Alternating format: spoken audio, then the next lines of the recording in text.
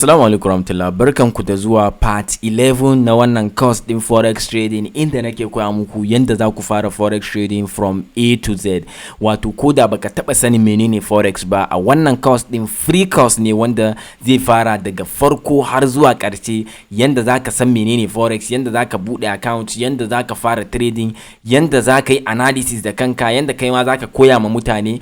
A ƙarshen ma course din na ce muku zan nuna muku yanda za ku samu $1000 domin ku fara trading real account. Ina fatan kun gane. So a takaice wannan course din is free. Idan baka kalla part 1 zuwa part 10 ba, ka duba karkashin wannan video za ga playlist na wannan course din, ka duba playlist din, za ka ga videos din ga baki daya daga part 1 har zuwa part 10. Ka tabbatar ka kalle su kamin ka da wannan part 11 din. In Allah ya yarda by the end of this course za ka zama complete forex trader, inda kai ma za ka rika analysis da kanka ba tare da bata lokaci ba. So kan bata muku lokaci, a wannan part din za mu yi magana ne game da abin da ake kira forex account and account types. So mun yi magana game da abin da ake kira broker, menene broker, wani irin brokers ake da shi, sannan kuma mun san abubuwan da ya kamata mu duba kamin mu zaɓa broker da za mu yi ta trading da su, haka ne. So a takaice in ka buɗe broker akwai abin da ake kira forex account. Zaran ka buɗe broker akwai abin da ake kira forex account da kuma account types. So wannan forex account din shine ake zaka bude a broker. Misali ka register da broker, zaka bude wannan forex account din ne domin ka rika trading da shi. Ba san ko kun gane ba, zaka bude account din ne misali yanzu nan is just like a ce ka bude banki. In ka je kai register da banki, ka ba su NN naka, BVN gabaki daya, kai register, ai account kake so ka bude. Bankin daban, account din daban. So broker daban, account da za su baka daban. Misali yanzu nan ka bude account da GT Bank, misali ka bude account da GT Bank, ka bude banki na GT Bank, wato ka je ka register, an duba, an yi ma capturing da komai. Account din zaka bude kaman savings, kaman irin su merchant account, kaman dollar account. To haka shi ma broker in ka bude shi akwai da ake kira account din ne za mu rika sa kuɗi muna trading da shi. Account din ne in kayi trading ka samu riba, account din ne zaka yi amfani da ka cire, ta account din ne zaka cire kuɗin ka, ta account ne zaka yi moving kuɗin zuwa local currencies naka. Ina fatan kun gane. A account din ne zaka rika monitoring trades naka, da profit naka, da losses naka, duka gabaki daya account din ne. So matakar ka bude forex account, wato ka bude broker, dole sai ka bude wannan account din a cikin broker din domin ka iya tantancewa ko kuma ka iya fara trading, ko ka iya withdrawal, ko ka iya deposit. Ina fatan kun gane. So dole sai mun bude wannan account din. So shi yasa kamata mu san wayanne irin account muke da su. Kamar yadda nace, just like a bank gives you access to fund, forex account give you access to trading platform where you can buy and sell. Dole sai kana da wannan forex account din kamin ka iya buy ko kuma sell. Ina fatan kuna gane. So yanzu bari mu magana game da account types. Muna da accounts guda biyu ne, types guda biyu ne wanda zaka yi amfani da shi ka iya trading a forex market din. Akwai demo account, akwai real account. So bari mu fara da demo account. So shi demo account, in ka bude demo account, ka bude shi ne domin ka koya trading. Account ne za a baka wanda zaka iya buy and sell, zaka iya sa kuɗi a ciki amma fake kuɗi, zaka iya sa kuɗi a ciki virtual money, kuɗi wanda yake na iska ne kawai, zaka iya trading da shi amma ba zaka iya withdrawing ba. Amfanin shi shine zaka yi amfani da shi ne domin ka koya trading. Misali yanzu ka zo ka fara koyan trading, kana analysis da kanka, is not advisable a ce ka yi amfani da real kudinka ka je kana trading, saboda maybe analysis din da kake yi baka riga ka gama iyawa ba, sai ka je kai tunanin buy ne, ashe kuma market din selling zai yi. To in real kudinka ne ka ga zai ci ma kudi, haka ne. So amma demo account, in kana amfani da demo account, risk free ne, ba maganan cewa in ka yi losing kudi za a taba ka, ko in ka yi losing kudi za ka samu wani matsala. Za a baka wannan demo account din ne domin ka koyi trading. So a takaice duk wani novice ko kuma sabon wanda ya fara forex trading a farko, wato wanda yake new ne a forex trading, dole sai amfani da wannan abin da ake kira demo account. So demo account din shi ma ana bude shi ne a broker. It allows you to practice trading real time market conditions without risking your actual money. So kamar yadda na faɗa a nan, so demo account zai baka dama ne ka yi practicing analysis naka. Duk wani trading da muke yi a wannan account din zaka iya yi da mu ba tare da ka yi amfani da real kuɗin ka ba. Da zaran ka ga cewa ka fahimci trading din, ka fahimci forex in ka gane menene forex, zaka iya sa kudin ka a takaice. Ina fatan kun gane. So shine wannan demo account. So menene key features na wannan demo account din? Menene key features din demo account?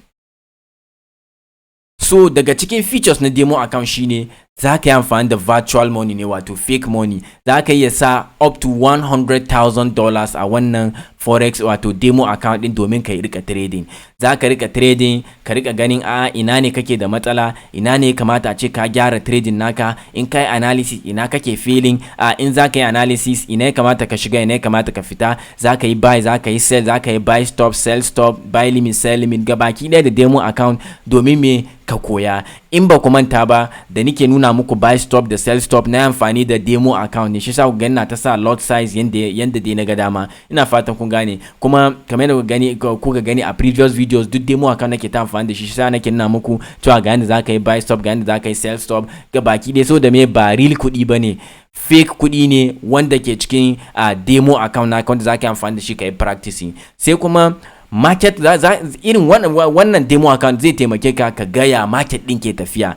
In an ce ma forex, ya forex ke tafiya, ya kudin ke tafiya, ya ake samun kudi, ya ake losing kudi, gabaki ɗaya zaka koya da wannan demo account din. Kuma no risk is involved, ba magana sai ka yi depositing kudi kamin ka yi amfani da demo account. Da zaran ka registration zaka yi bude demo account ka fara trading da shi, kana koyan trading. Ina fatan kun gane. So demo account zai taimaka ma domin ka koya amfani da trading platform. Akwai wanda ake kira trading platform, zamu zo kan shi in Allah ya da a next videos, cikin videos da zamu yi next zamu zo kan trading platform. So in ka bude demo account, duk wani account real ne ko demo, zaka yi connecting nashi da abin da ake kira trading platform. So a trading platform din ne zaka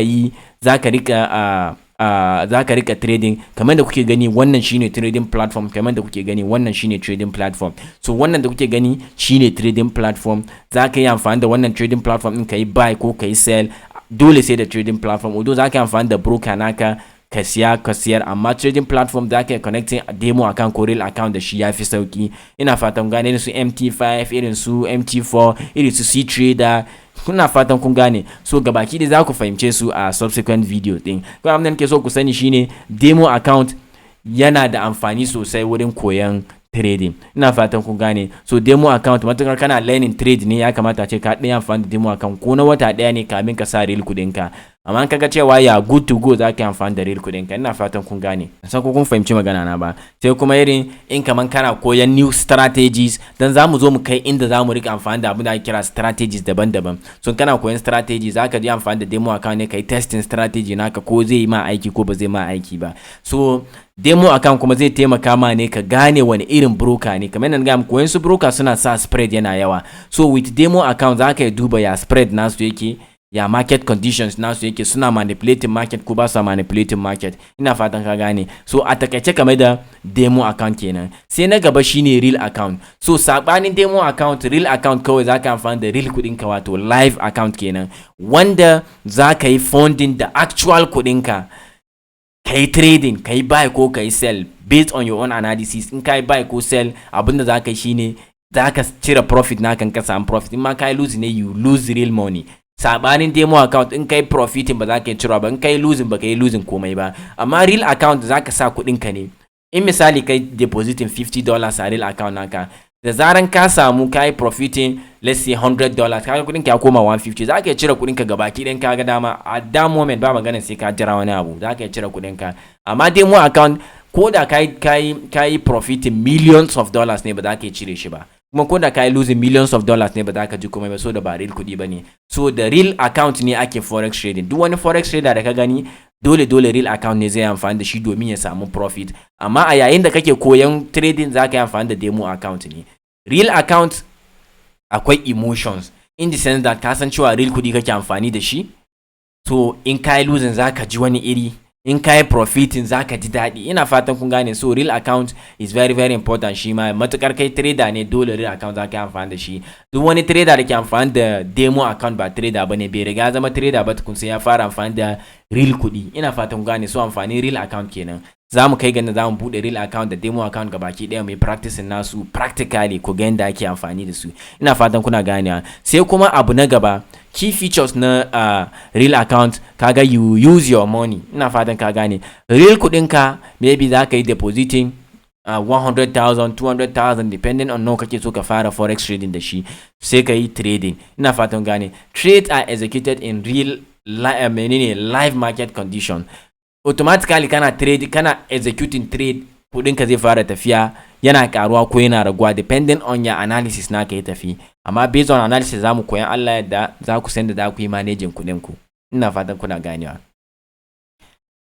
Sai kuma abu na gaba game da real account shine real profit real losses. Wato misali yanzu kai depositing kudi ka fara profiting, real kudi ne real kudi ne kake samu, kuma in kana losing ne kana losing real kudin ka ne. Ina fatan kun gane. So akwai emotions like fear, greed da irin kun gane fear ai kana jin tsoron irin kai losing, ko kuma kana making profit, greed ya kama ka, wato greediness ya kama ka misali ka yi depositing $50 sai ka shiga trade sai kudin ka ya koma $500, maimakon ka fita daga market ne sai ka ce bari kai $1,000 domin me $1,000 ya fi, zan fi ji daɗin kashe $1,000, kamin ka sani sai market ya yi reversing ka yi losing kudin ka gabaki daya. So greed kenan. So a takaice game da real account kenan. Kuma real account kana bukata abin da kira discipline da money management. Gabaki ɗaya zamu koye su a wannan course din, kakku damun Allah yadda zamu koye su a wannan course din. But I want you to understand cewa akwai real akwai demo account. Kuma real account shine ake amfani da shi ana making kudi as a forex trader. Demo account kuma ana amfani da shi ne domin a yi practicing.